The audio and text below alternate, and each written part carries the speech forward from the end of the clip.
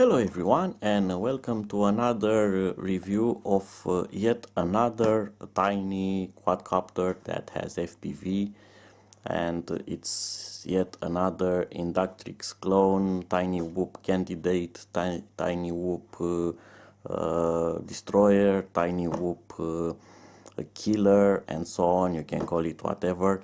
The market it's full of mini quads ranging from very cheap ones that you can mod yourself into tiny whoop. You can buy already built ones like this one. You can get a kit like this insane wasps here, which runs on 2S batteries and has red normal speed.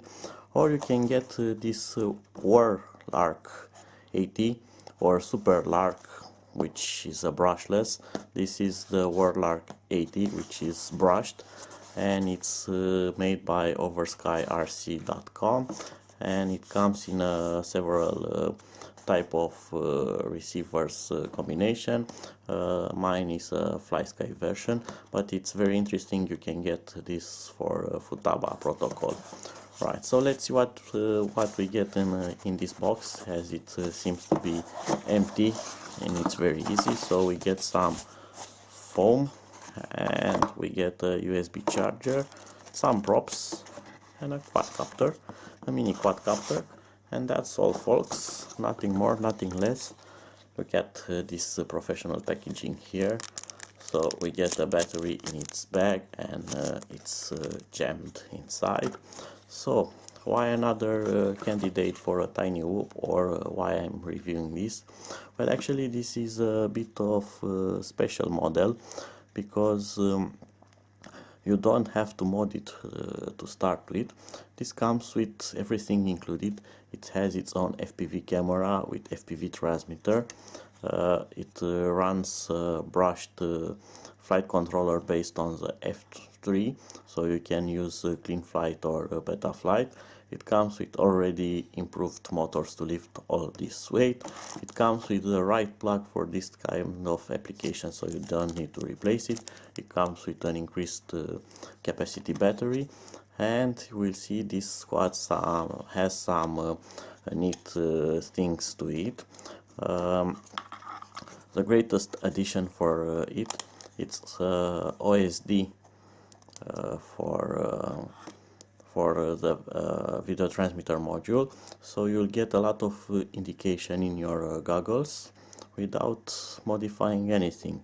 And that's not all. As you will see, you can do a lot more with this, but first I'm going to try to power it on to see if it works, and try to bind it to my transmitter. There it goes, the battery is out,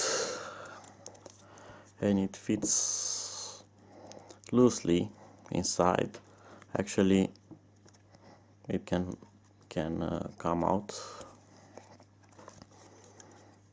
but hopefully being connected with the power cable will not do that in flight.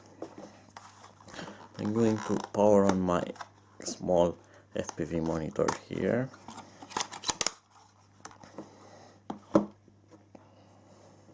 And let's see if it goes up in flames or not. So I'm going to connect power to it.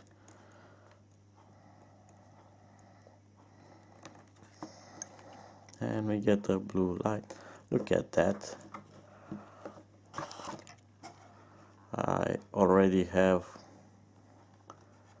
image on the monitor. I didn't preset this, so it was on the same channel with my monitor, which is kind of nice. What I wanted to show you about this model is that it doesn't have a simple OSD, but it actually has a lot more indications. It will show you the state, the flight mode, like here, the battery voltage, the time from which it was started. So you get a lot of indications on the monitor from this tiny whoop candidate.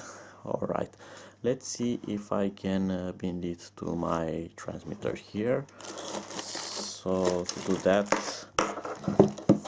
I need to search for something to short out as you can see, this quad does not come with any kind of instructions or manual. Probably they are available on their website, but they at least could include a printed piece of paper with indications.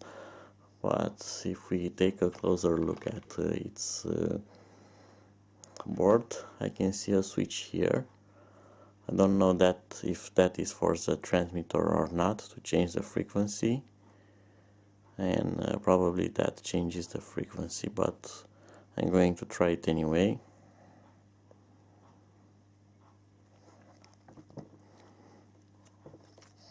Let's see if it's for or underneath we get something to see, to push, to bend. It doesn't look that way, so no instructions or no indications. Let's see if that button changes the frequency or not. So I have image on my monitor, and if I press this button, no, the image will not change, so that's not for the FPV. So I'm going to take the battery out again. I'm going to keep this button pressed, and I'm going to connect the battery back again. Hopefully that will put it into bin mode. And we get some flashing lights here.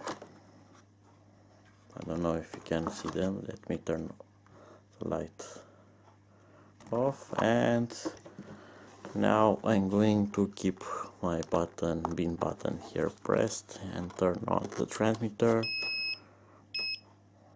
and switch error, which is the switch. This is the switch. Okay, I'm gonna try it again, and it seems to have connected to something or not. No, it's still blinking. So as you can see, sometimes it's good to have a manual included, not like this. So this hasn't started as it should have been, because I don't want to spend the whole night trying to bind this thing, and I don't have time to search now over the internet to see how it binds to my transmitter. I'm going to end this as a part 1 and come later with how to connect it to the transmitter and how to configure clean flight or beta flight on it.